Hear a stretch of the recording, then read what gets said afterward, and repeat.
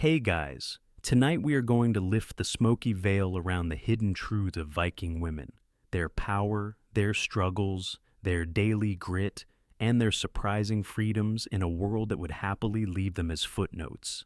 You'll follow in their quiet footsteps through frozen meadows, crowded longhouses, and far-flung journeys that might make you wonder how you'd have survived a single week in their shoes. You probably won't survive this, to be honest. So, before you get comfortable, take a moment to like the video and subscribe, but only if you genuinely enjoy what I do here. And hey, tell me where you're listening from and what time it is there. Now, dim the lights, maybe turn on a fan for that soft background hum, and let's ease into tonight's journey together. You begin your evening in a Viking village, surrounded by the rich, drifting smoke of peat fires, catching the hint of fish drying on wooden racks, the clatter of tools, the low bleating of sheep, the occasional bark of a dog. It's all part of the living rhythm of this place. But tonight, you focus on the women. They move through these rough-timbered halls with an authority that would surprise anyone who still believes Viking women were simply meek housewives. In truth, Viking wives carried a blade as easily as they carried a ladle. Their husbands might be gone half the year chasing silver and slaughter, but these women kept their homes, lands, and families from slipping into ruin. Imagine stepping into a longhouse as a new bride, bringing with you not only household goods, but a dagger in a leather sheath, and perhaps a small iron key, the symbol of your new authority. Historians still argue whether these keys were truly a badge of power or merely practical tools for securing chests. But for you, they feel like a statement. You are the keeper of stores, the protector of trade goods, the calm hand that manages servants and free laborers alike. Your voice has weight in these halls, and not just in the kitchens. Sometimes you stand by the great loom, your fingers dancing over the warp and weft, while debating with neighbors about how many ships returned from the last raid, or how many would never come home. Cloth was currency in this world. A bolt of thick wool could buy iron nails or feed a family for months. Spinning and weaving were far from dainty hobbies. They were lifelines. A Viking woman's skill with the loom might keep a settlement alive through a brutal winter. And if you had to break up a brawl in the yard between two hot-headed cousins, well, you knew how to do that too. There are stories, half myth, half truth, of women who wielded swords alongside their husbands, the so-called shield maidens. Whether they were common or only remembered because they were rare, their legend lingers.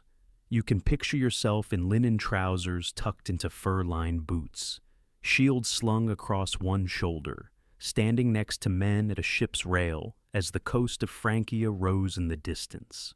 Quirky as it sounds, some sagas even hint that a woman's ability to weave complex battle banners could mark her as a kind of silent commander, deciding which warriors fought under which gods. But not every Viking woman was chasing glory on a raid. Most wielded power at home, as the daily manager of a small but complex kingdom of livestock, kin, trade routes, and guest obligations. No one was going to tell you your opinion didn't matter when you controlled the food, the keys, the accounts, and the children's futures. Viking women could and did inherit property, start lawsuits, and defend their interests fiercely. In some sagas, a man ignoring his wife's wise warning ends up dead. A neat bit of narrative justice. These women were no passive background decoration. They were vital threads holding their society together. As you breathe in the earthy scent of wool and wood smoke, you sense how far this power stretched. A wife could hold land in her own name, a rarity in many medieval cultures. She could trade on behalf of her husband if he was away. She could arrange marriages, negotiate settlements, and even dissolve a marriage if her husband failed her. That last right, divorce, is something you'll hear more about later, But let's say you wouldn't want to cross a Viking wife if you'd broken your promises. She had legal power you might envy even today. The hearth crackles behind you, a reminder of another quiet power, the storytelling that shaped family memory. Women taught children the line of their ancestors, repeating names over the flames until they took on mythic weight. Through their voices, stories of gods, heroes, and even petty local feuds were passed down.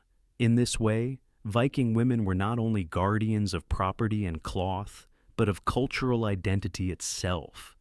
There's a joke whispered among some skalds that a wise woman's tongue is sharper than a warrior's sword.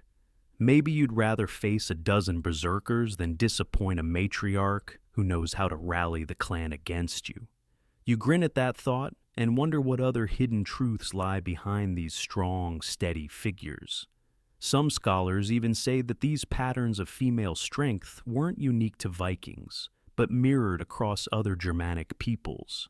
But it's the Norse sagas that preserve them best, through voices that refuse to fade with time. You can almost hear them, woven into every gust of wind along the fjord. If you listen closely, they're still speaking. Women who dared to rule, to speak, to fight, to shape their world in ways most cultures never allowed. So you take one last look around this bustling hall, the walls painted with scenes of gods and giants, and you feel that hidden power. You sense the quiet confidence, the resilience, the steely calm of Viking women. And you know you've only scratched the surface. You slip out into the pale morning light, the ground crusted with frost, your boots crunching a rhythm that blends with the bleating of sheep and the faint creak of ox carts rolling past. Here, on the farmsteads that fed the entire Viking economy, women ruled with a steady, pragmatic authority. When the men were gone, and they were gone often, the land itself answered to the women. It is a hard truth no saga could deny. The glory of raids might capture songs, but the glory of survival belonged to the women who kept the hearth warm and the animals fed. You pause near a simple wooden fence, running your hands over the rough grain. Beyond it, cows stir in the early chill, their breath steaming into the air. You know these beasts by name, know which one is giving less milk, which might be sick. The connection is intimate and relentless.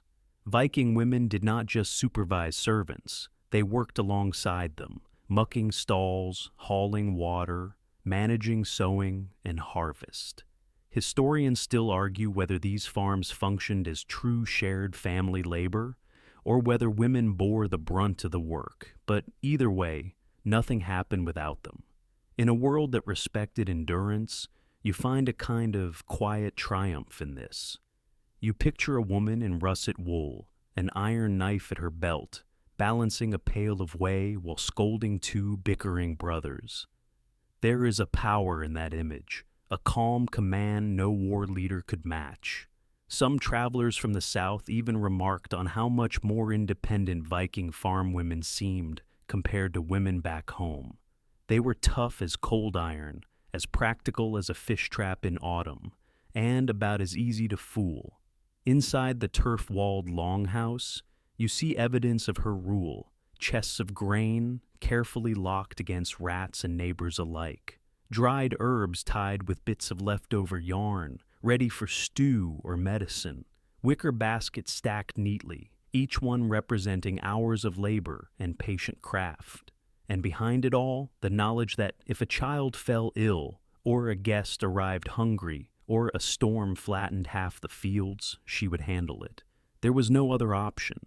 You might laugh a little, thinking of the strange fringe belief that Viking women used animal droppings to protect their crops. Some sources mention a sprinkling of dung to appease the land spirits. Ridiculous, maybe, but in a place where winter could kill a farm overnight, even a quirky ritual was worth a try. Survival was always part strategy, part prayer, and part sheer stubbornness, and those prayers were serious business. Before planting, a woman might pour ale on the ground, a ritual offering to Freyr or some nameless land spirit, asking for green shoots to rise. A quiet moment in a harsh world. You can imagine her lips moving in the dim spring light, the ale foaming gently into the earth, and for one instant the land feels alive and listening. Whether or not it worked, well, historians still debate how much faith truly shaped agricultural success. But it mattered to them. In the evenings when the farm quieted, you'd often find her at the hearth, reciting short poems about ancestors who kept the fields before her. These were no idle tales. They were reminders that she came from a line of survivors, that she too would leave her mark in the soil, a sense of belonging rooted deeper than any plow blade. Sometimes you wonder if her children saw her as unstoppable. She could stitch up a torn tunic one moment and bury a lamb in the next, shedding a tear but not stopping her work. The grind never truly ended. There was no paid holiday, no break, no gentle retirement. The land demanded every season of your life, from youth to old age. And Viking women answered that demand with a kind of tired pride that even today feels deeply familiar. Their authority extended to social matters too. If a neighbor insulted her family, she could challenge him publicly, and no one would question her right to defend her name. One curious saga even tells of a woman who summoned a male rival to a formal arbitration because he had trespassed on her grazing meadow. She stood before the local lawman, laid out her case with sharp logic, and won. That iron knife at her belt wasn't just for cutting cheese after all. So, as you walk past the pens and the drying fish racks, you feel a new respect for these quiet queens of the land. Every farm was an empire in miniature, and they ruled it with a blend of mercy and ferocity. If you think the men were the only heroes of the Viking Age, you'd better think again. It was women who kept the light burning, the sheep from starving, the children alive long enough to grow into warriors or weavers themselves. The pale sun slowly rises, gilding the tops of thatched roofs, and you feel a sense of calm, almost a kind of trust. The women had this handled, had always handled it, in ways the poets rarely sang about. They did not need their names etched on runestones to leave a legacy. Their legacy was written into the wool they spun, the barns they patched, the children they taught to stand firm in a world that respected only the strong. So, breathe that cold air, look one last time at the neat lines of the farmyard, and remember who truly kept the Viking world alive through every bitter winter and every hungry summer. You wander on, following a narrow path past winter-bare orchards and stone walls that curve like old bones through the land. Here, the next layer of hidden truth about Viking women waits behind heavy oak doors, in the quiet rituals and legal rites of marriage. This was no simple world of meek brides and domineering husbands, no fairy tale of helpless maidens. Viking women had a power many in Christian Europe could only dream of, and it began with the right to say yes or no. Picture a gathering at the hall, sweet ale already flowing, neighbors clapping each other on the back while a match is proposed. But there's a twist. The bride's consent was legally required, at least on paper. You see the girl, a saffron dress brushing the rush-strewn floor, raising her voice to accept or refuse. The pressure was enormous, of course. Family alliances, property, and political ties all tangled in a single decision. But that voice still mattered. Historians still argue whether women felt free to use it or whether custom overrode law. Either way, the words were hers to speak. Once she agreed, a bride brought far more than a dowry. She brought herself, her social network, her skills, her cleverness. You watch her walk through the wedding arch, mind full of memories from her mother's hearth, ready to manage a household, supervise the weaving, command the animals. No one expected her to be passive. In fact, passivity was nearly an insult. A Viking household needed two leaders, each pulling their weight, or it collapsed like a sod roof under spring melt. You catch a glimmer of fringe folklore here, something rarely sung in poems. Some claimed a bride would keep a secret token, a brooch, a bit of dyed wool, even a carved bone from her family's gods hidden under her wedding clothes. A quiet insurance policy in case the new household proved unkind. One more thread in the web of spiritual strength these women wove for themselves. The marriage ceremony itself could be rich with symbolism. Rings of iron to remind both partners of life's hardships. Shared knives to cut bread and meat together. A ritual carried over from older, even pre-Viking times. You can almost smell the mingled scents of roasted mutton and fresh pine laid across the benches. See the flickering torchlight dance across proud faces. There is a hush as the oath is spoken, as powerful and binding as a ship's anchor. The couple promises to share fortune and failure, life and loss, with no illusions about how harsh that could be. You sense the courage in it. Later, a bride might take charge of a farm while her husband sailed off for weeks or months. She could buy or sell livestock, arrange trade, even call men to defend the homestead if needed. Some left behind were pregnant or tending toddlers, but still had to swing an axe if raiders showed up. There's no pause button on responsibility when you live on the edge of the known world.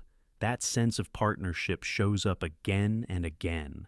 A husband's treasure was guarded by his wife, whose keys literally jingled at her belt. Each key a symbol of trust and authority, jangling against her wool skirts as she crossed a floor strewn with straw. If a marriage broke, she could claim her dowry back, and sometimes more.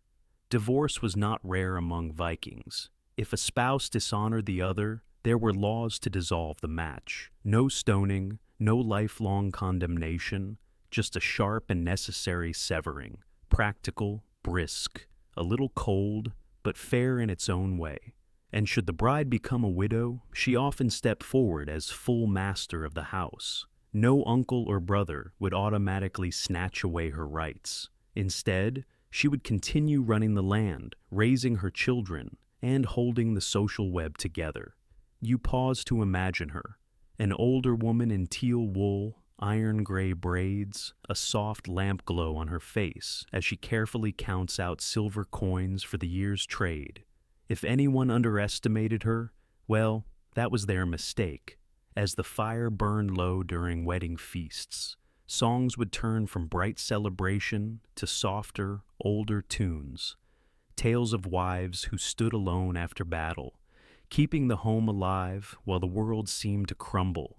Some verses praised these women as the strongest of all, able to stand fast through any winter. The image sticks with you, echoing that gentle sarcasm only Viking poets could manage. Better a wise wife than a foolish warrior, one might quip over ale, to knowing laughter. Walking away from those songs, you see how marriage, in the Viking sense, was not a cage but a shared task. Hard, yes, sometimes heartbreaking, but no one pretended otherwise, and no one expected a woman to simply vanish behind a husband's name. She remained herself, equal parts shield and shield-bearer, woven into the family's survival from the very first vow. And the wind across the field seems to whisper that lesson to you now, that true strength sometimes comes not from axes and spears, but from sharing burdens, from refusing to bend completely even when the world demanded you break. You leave the memory of wedding songs behind, boots scuffing through the chill morning mist, and follow a footpath toward a cluster of wooden sheds. There, you glimpse the next hidden layer of Viking women's world, their work. This was no dainty idle existence. Viking women labored hard, and their skills, from loom to smokehouse, made entire communities possible. Step into a weaving house with me, where thick beams creak under thatch and the air is scented with wool and lye soap. A woman in a russet dress works a warp-weighted loom taller than she is, sending the shuttle back and forth with a practiced flick of her wrist.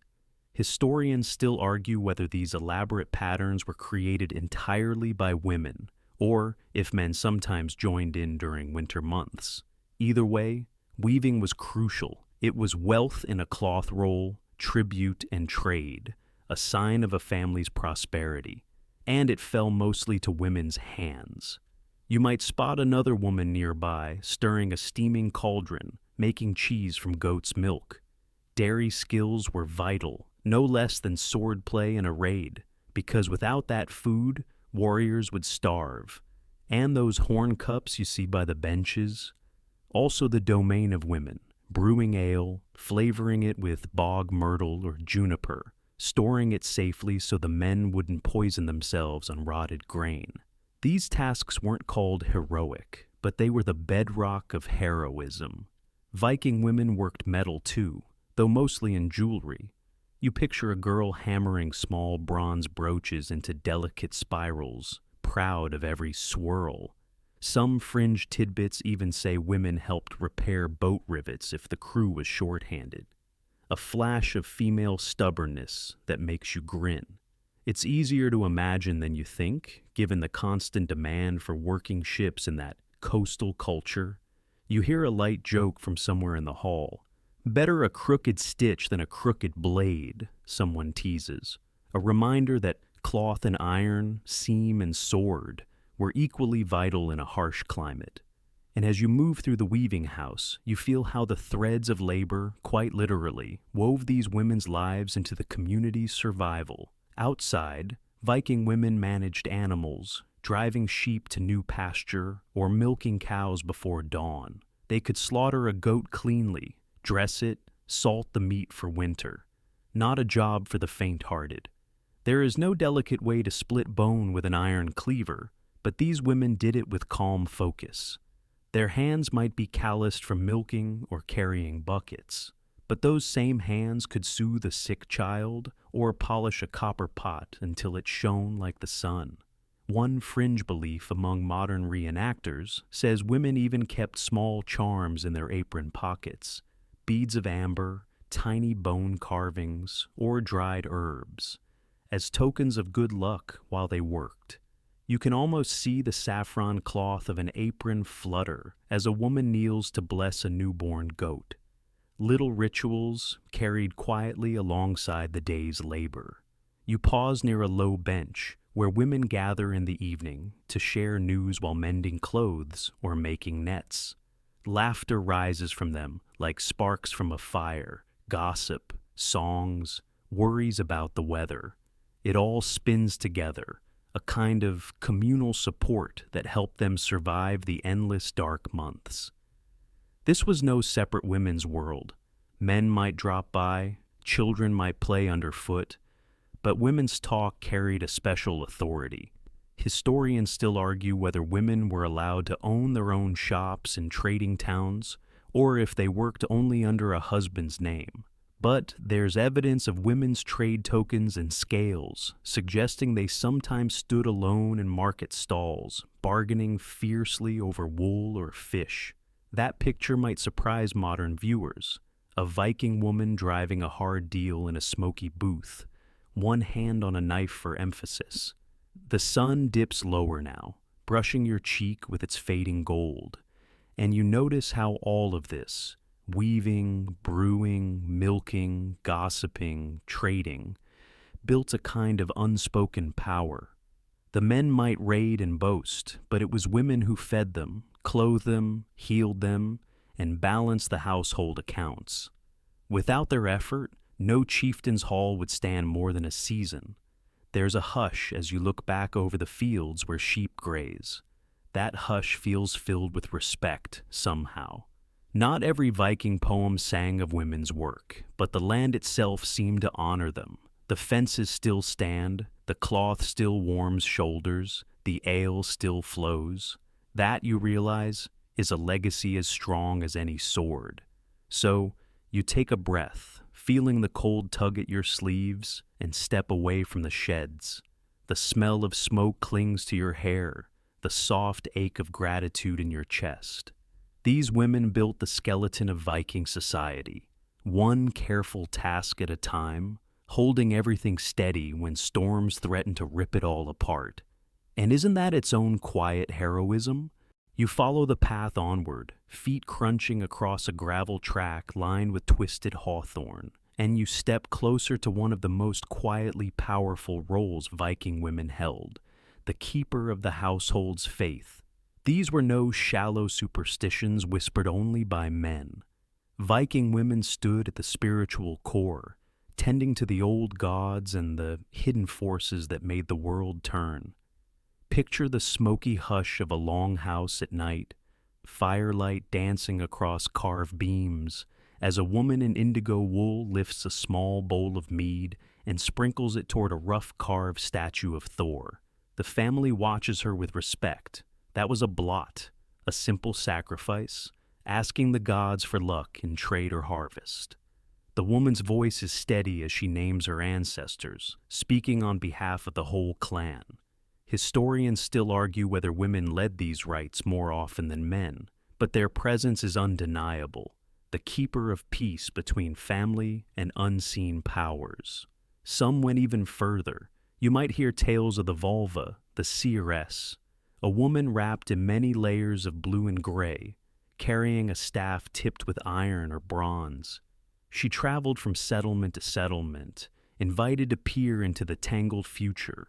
Her words might mean life or death for a voyage, or whether a newborn was blessed or cursed. You watch her stir a smoking bowl of herbs, chanting verses so old the language itself seems to crack apart in the telling. It is eerie, and you shiver, but you cannot look away. Fringe details swirl through your mind, too. Some stories claim the Volva carried a pouch of henbane seeds to spark visions, or a carved seal tooth to chase away evil. And when she sang, her voice was said to blur the boundary between living and dead, making men weep without knowing why. If that sounds dramatic, well, it probably was. The Vikings liked a good show as much as a good fight. Even the simplest household woman, though, held a power over omens. She might leave bread crusts for the land spirits, or whisper charms to protect children from sickness. A thin silver pendant of Thor's hammer on her chest worked as insurance against chaos. You see her there, stirring a kettle with one hand while brushing hair from a child's face with the other, half prayer in her mind at all times. There is a quiet comfort in that. One mainstream truth historians agree on. The Viking worldview was infused with layers of myth and story, and women helped keep those layers intact. If a plague struck, it was the woman who would offer herbs, who would burn the sweetgrass, who would stand watch at the bedside through the night. No one called it heroism, but it was. You slip through the doorway of a side room, where amulets hang like tiny guardians from a roof beam. Bronze, amber, even carved bits of bone. Each tells a story. A pendant in the shape of a bear's claw, a simple cross worn alongside a Thor's hammer, a sign of changing times. Women often carried these layered protections, hedging their bets as Christianity spread across Scandinavia. It might seem contradictory, but to Viking minds it was simply practical. Why not pray to every force that could help you? The world was too cruel to gamble on one alone. There's a softness here that surprises you. These women, standing so firm in their homes and fields, still made room for hope, for superstition, for mystery.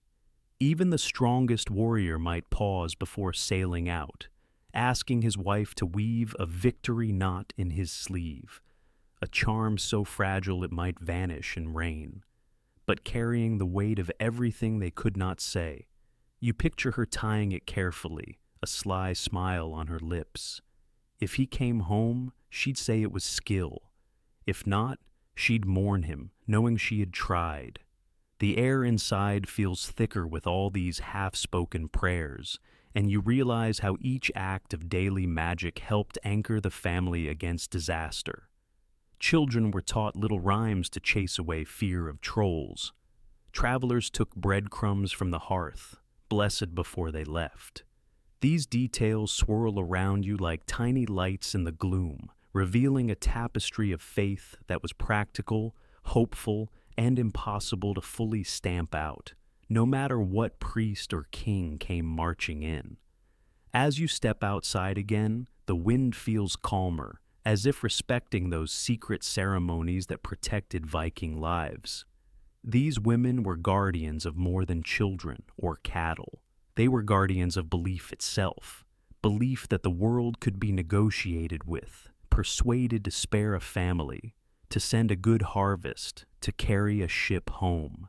And as the breeze teases your cloak, you wonder if perhaps that is the greatest hidden truth of all, that Viking women's power wasn't only in muscle or money, but in their steady, stubborn ability to stand between chaos and survival, holding both in their hands. Your boots crunch across the frost-hardened path as you move beyond those quiet household rituals and glance toward the shoreline, where you see yet another truth about Viking women, their role as merchants and traders. Forget the stereotype of women forever bound to the hearth. In the Viking world, women sometimes stepped boldly into the rush and clamor of commerce. You spot them near the harbor, voices sharp with haggling. One woman, in a teal cloak pinned with a bronze brooch, argues fiercely over the price of dyed wool. Another shows off a string of amber beads from the Baltic, her hands moving quick as a hawk's to measure, weigh, and bargain. Historians still argue whether these women were acting purely on their own or as deputies for male relatives. But the trade tokens found in female graves, scales, weights, silver coins, suggest they were active participants, not silent partners. You push through the fishy, salt-heavy air, watching how these women navigate the chaos. Longships crowd the docks, their carved prows leering like half-tame beasts. A merchant hauls out a crate of soapstone bowls, while another unrolls fine linen from far-off Ireland. And right there, a woman takes the measure of it all, calculating what will turn a profit, what might spoil on the journey home, what her neighbors back inland will pay. A fringe detail catches your ear from a passing sailor. Sometimes a widow would run her husband's ship after his death, maintaining crew and cargo. It wasn't common, but it happened, and you can see why. A ship was a lifeline, and Viking women were not about to let their children starve simply because tradition said a woman shouldn't steer. Practicality always won. Look around you, this is no gentle market day. Viking trade was a rough and ready world, full of risk and reward. A woman merchant might travel with a few trusted men to guard her goods, but she stood in charge, giving orders, refusing cheats, demanding fair weights. That quick wit you saw in the weaving hall, it shows up here too, sharp enough to slice through a dishonest trader like a sayax. There is something fierce in these merchant women, a pride that radiates from the set of their shoulders. You can almost hear them laughing about men who thought they were easy to trick. These women had seen war, raised children, bartered for a good horse. They were nobody's fool, and if a rival crossed them, well, there was always the option of a family feud to settle scores later. One mainstream fact strikes you. Scandinavian women could inherit property, a right many medieval European women never dreamed of. That property might include a share in a trading voyage, a fishing boat, or the income from a stall at the market. So a woman's wealth was not just kitchen spoons or loom weights. It could be silver weighed on a merchant's scales. That shaped independence in a deep, fierce way. You pause at the edge of a merchant's booth, where dried cod dangles like parchment scrolls and smell salt and tar. A woman is tallying accounts with a stick and a bit of charcoal, eyes scanning rows of numbers with the precision of a trained mind. Historians still argue whether these reckoning sticks were only household tools or whether women used them to keep complex market records. From what you see, it looks plenty advanced. Beyond the main market, down a lane where chickens strut under tangled fences, you glimpse women managing small workshops, comb makers, cloth dyers, brewers. They might sell a husband's catch of herring one day and swap it for imported pepper the next. The web of trade spanned half the known world, and women helped weave it strand by strand. Sometimes their trade even went spiritual. A woman might offer charms or healing herbs, calling on local gods to bless her wares. There's a whisper that one merchant sold giants' tears, really just glass beads, claiming they protected travelers from drowning. It's a marketing scheme you'd recognize today, and honestly, you kind of respect the hustle.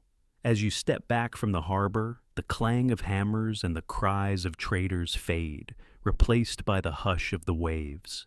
You look out over the water, imagining how many Viking women put their household's future on the line by investing in ships, trusting to wind and luck. Maybe their men stood on the prow, but the coin for that voyage often came from a woman's careful hands. And it leaves you thinking, these women were never just passengers in their own story. They bought and sold, risked and strategized, called in favors and built fortunes. Their world was harsh, but they carved their power out of its edges, refusing to be overlooked. That truth, you suspect, is as enduring as the sea itself, rolling in and out with every new tide. You follow a winding path inland now, away from the noisy docks and into quieter villages, where a new thread of Viking women's lives reveals itself, their place in faith, ritual, and even prophecy. Here, religion is not the stony-faced Christianity you might know. It is a churning, shifting weave of old gods, ancestors, charms, and runes. And women, surprisingly, often stood right at its heart. You slip into a clearing at twilight, where smoke rises from a small circle of stones. A group has gathered around a woman in a saffron dress, her cloak pinned with bone brooches, her hands raised to the darkening sky. She chants words you don't quite catch, rhythm rolling like the sea. She is a vulva, a seeress, respected and feared, a guide between worlds. Historians still argue whether such women were common or rare, but the sagas leave no doubt about their power. If she spoke, even jarls listened.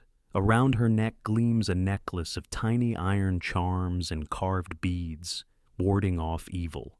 At her feet, a wicker basket holds dried herbs, a small iron knife, and a strange black stone. A few villagers look on with wary hope, praying for good harvest or safe passage, willing to pay with a goat, a handful of fish, even a promise of future loyalty. You catch a hint of something fringe and fascinating. One saga hints that a vulva once predicted not just a king's fate, but the fall of entire kingdoms. That's a resume you don't see every day. The vulva's voice dips low, and the air seems to pause. Maybe it is just theater, but the power feels real, as if the gods lean closer to hear. There is something comforting in the old patterns, the chant, the gestures, the silence afterward, like a lullaby, only sharper, more dangerous. The scent of burning mugwort drifts on the air, acrid and earthy. You notice how the community holds its breath, their trust given over to this woman's words. In a world where the sea could swallow you, or a feud could wipe out your entire household, who wouldn't cling to even a slim hope that the future might be glimpsed and gently nudged? That power made a woman like this both respected and feared, a woman who could name things that others dared not speak. As you move past the circle, you see smaller acts of quiet faith. A grandmother ties a red thread around her wrist to keep trolls away. A young girl carves a rune on her door, just in case wandering spirits come sniffing.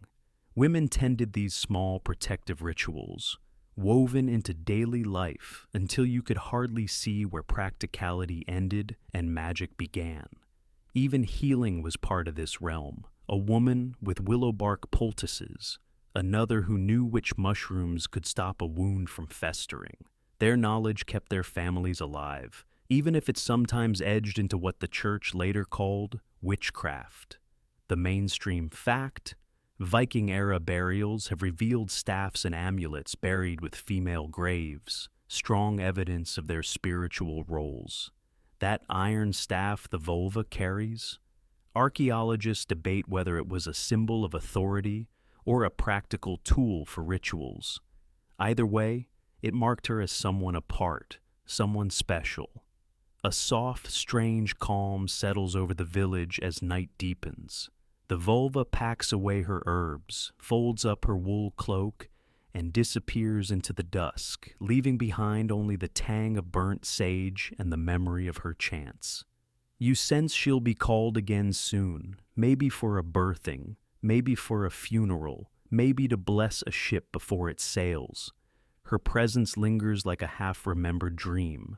And beyond the vulva, you see how everyday women stitched faith into their world, offering a scrap of bread to a wandering beggar, maybe Odin in disguise, whispering a prayer before laying a child down to sleep, hanging herbs to dry not only for flavor, but for luck.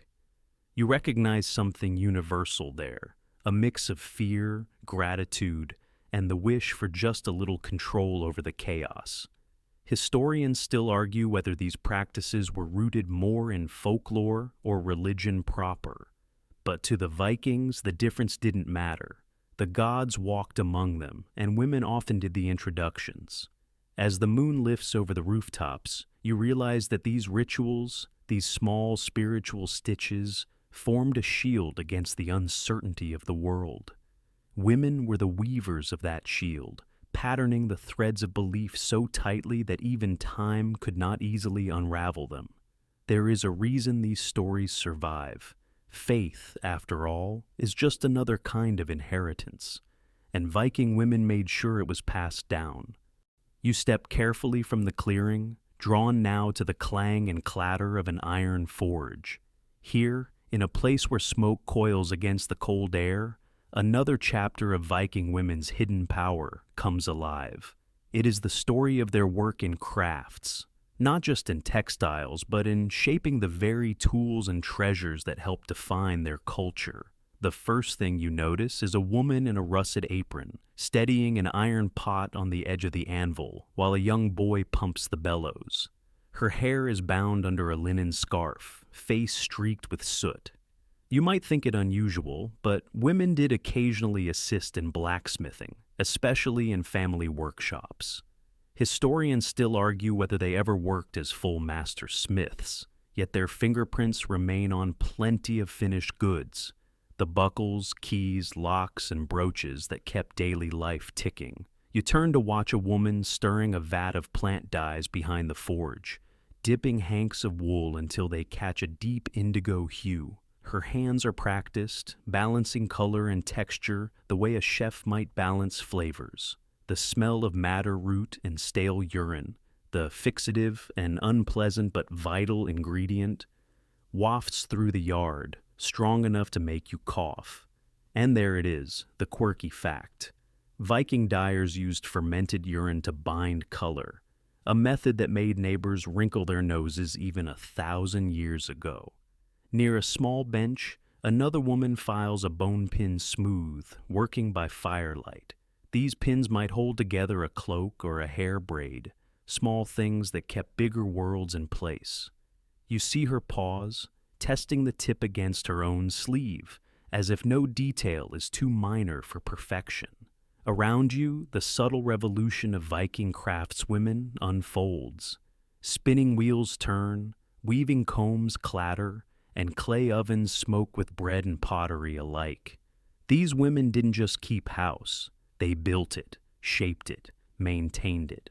Their tools were an extension of their minds, and their minds were far sharper than any sword.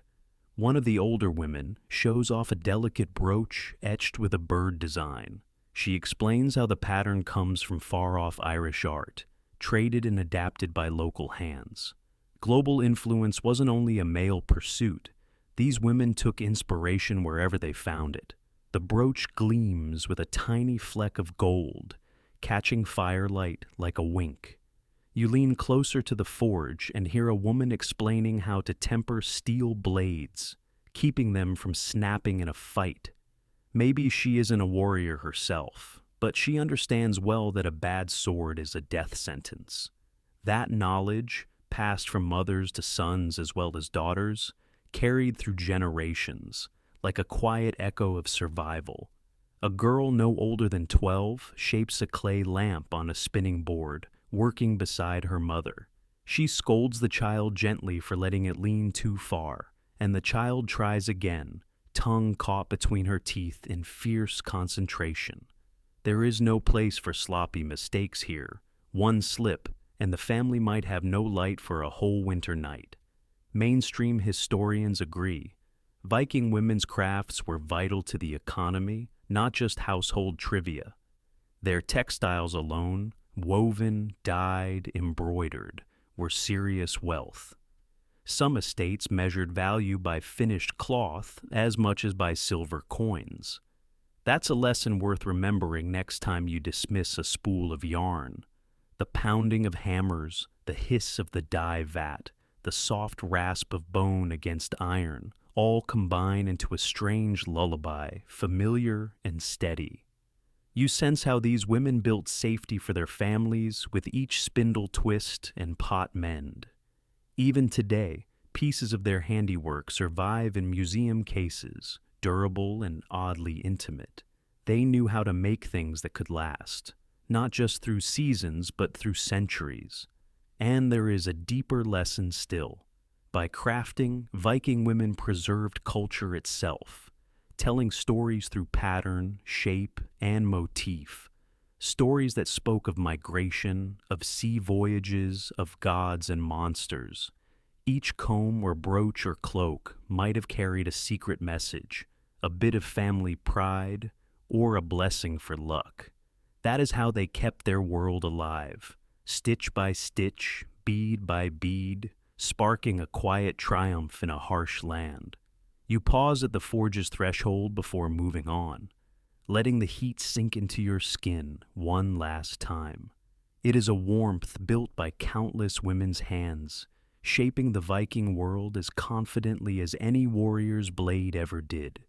You leave the forge behind, following a narrow path that winds through a stand of birch trees, their white bark gleaming softly in the dusk.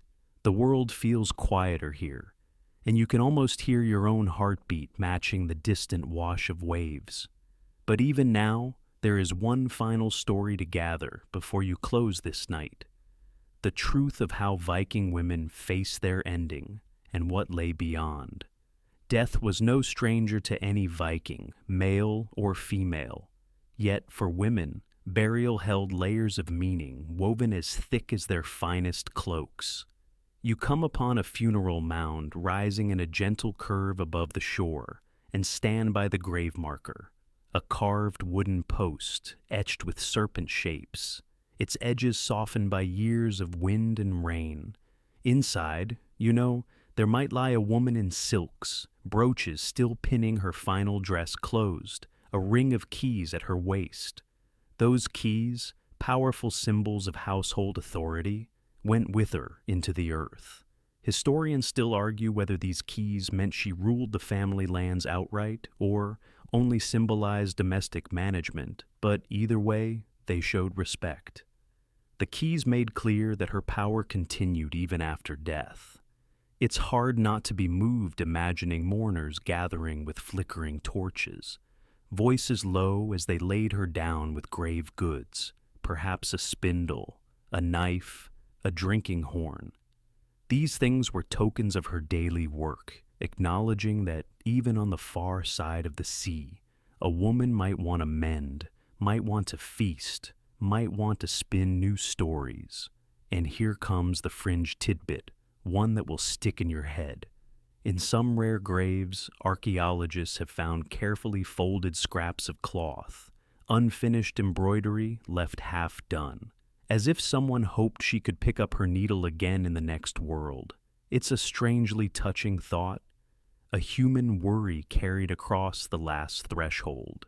You walk slowly around the mound, boots sinking into the damp grass, and wonder how many stories rest in the earth, unspoken and unmarked.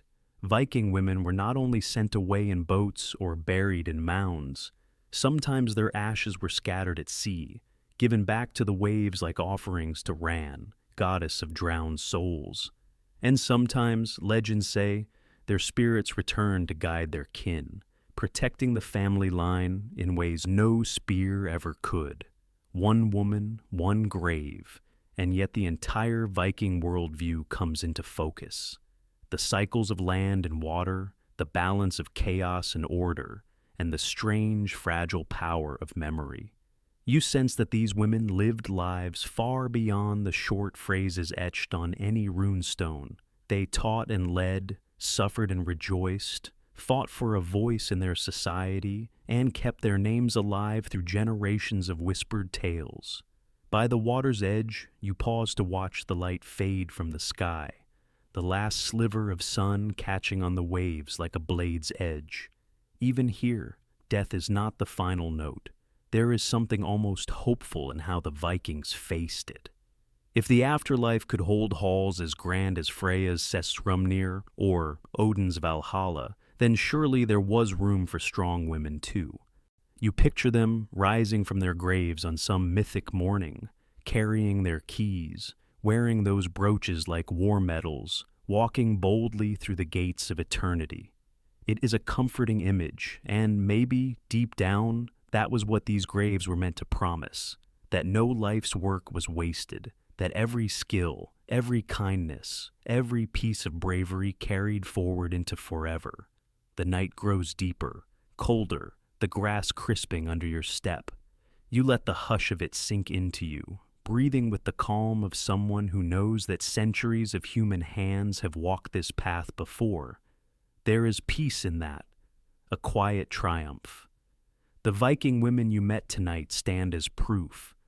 The powerful, the broken, the clever, the dreamers. They were more than shield maidens, more than wives, more than any single label could hold. And so, as you turn back toward the village, you carry their memory with you, woven into your thoughts like a hidden thread. Their stories rest under mounds, yes, but also in museum cases, in sagas, in family pride, and in the very language we still speak today. These women, anonymous or famous, ordinary or extraordinary, refuse to vanish completely. That, in the end, is their final victory. The road is dark now, the sky pulled shut like a wool cloak overhead, stars slipping through its weave. You keep walking, and a sense of quiet fills you as you think about everything these Viking women left behind. Not just jewelry, not just keys, but an entire sense of being that still hums through the veins of the North. It is easy to imagine them beside you, breathing the same cold night air, their footsteps echoing on the same stones. Because these stories never fully fade, even in modern times, bits of their lives resurface in the most unexpected places. A battered comb at an archaeological dig, a child's grave with a small iron pendant, or the charred beams of a longhouse where a woman once ruled her family's daily affairs. These tiny traces stitch together a much bigger picture, one that keeps challenging how we think about their place in Viking society. A mainstream fact still surprises many. Scandinavian law codes actually protected women's property rights. They could inherit, own land, and sometimes wield enough wealth to become patrons of poets or shipbuilders. Sure, they still faced all the same dangers and patriarchal constraints as their neighbors, but the fact that these rights even existed, carved into law, is a testimony to their stubborn independence. And here's a fringe tidbit for you. Somewhere in Sweden, a woman was buried with her hawk. Historians still argue whether that meant she was a falconer in her lifetime, a noble lady with a hunting passion, or whether the hawk itself was a spirit guide meant to lead her to the next world. Either way, it is a striking farewell gift, an image that hovers in your mind like a shadow beating its wings. Around you, the wind shifts, bringing the smell of salt and damp grass, and you think of all the things that can never be dug up by archaeologists. The lullabies sung to a baby, the tears of a new widow, the private prayers whispered to unknown gods on the longest nights. These quiet details slip between the cracks of time, yet they make up the real heart of Viking women's lives. There's a deeper lesson in that. We still tend to picture Vikings as rowdy men in helmets with horns, which, to be clear, they never actually wore, sorry to ruin the costume parties. But women anchored that society, balancing it, defending it, reshaping it. Maybe they did not always carry swords, but they carried something just as sharp, their words, their customs, their iron determination. And now you can feel your own thoughts slowing down, as if rocking in a longship set adrift on a gentle current. The final campfire embers burn low behind your eyelids, and the night stretches softly ahead. These Viking women still stand guard somewhere beyond the veil, their courage woven into the fabric of the North itself. Their stories remind you that being remembered is its own form of immortality. Whether through sagas or runestones, family gossip or bedtime tales, they refuse to vanish. Maybe that is the true hidden truth about Viking women. They insisted on existing. They insisted on mattering. And so, you stand still for a moment, letting the cold air clear your mind, breathing steady, calm, safe in your own century. You feel the land beneath your boots, the same land they once walked, and know that a bit of their boldness has settled in you too. It is a comforting thought, one that will keep you company long after tonight ends. Your heart slows, the stories go quiet, and you sense that wherever they are, those women would approve. After all, you cared enough to listen. Let your breathing grow slower now, as if you are following the tide pulling gently back toward shore. Picture the night folding softly around you, a comforting hush wrapping your body in stillness. Feel your heartbeat calm, steady, peaceful, just as it must have done in countless hearts long before yours. The Vikings, with all their storms and stories, rest now, their sagas close like a great leather-bound book. These women, whose voices rang across hearth fires and whose laughter echoed in feast halls, drift quietly beyond the horizon of memory, never truly gone, only waiting to be called forth again. Let the chill of the northern wind fade from your skin, replaced by the warmth of your own blanket, the steadiness of your own home. Here, you are safe. Here, no wild seas will claim you. No sword will test you. No endless night will swallow you whole. The giants, the gods, the strong-hearted shield maidens, they all sleep tonight, tucked among ruins and mounds, watching over the quiet world with patient, ancient eyes. You are part of their story now, a witness to their truths, carried forward in your thoughts as you rest. Feel how heavy your eyelids have become, how easily your mind lets go of today's troubles. Like the hush of waves on a far-off shore, let peace roll over you, steady and sure. There is nothing more you must do, nothing more you must fix, only sleep, safe in the knowledge that dawn will always come again, just as it did for them. Good night, traveler. Sleep well.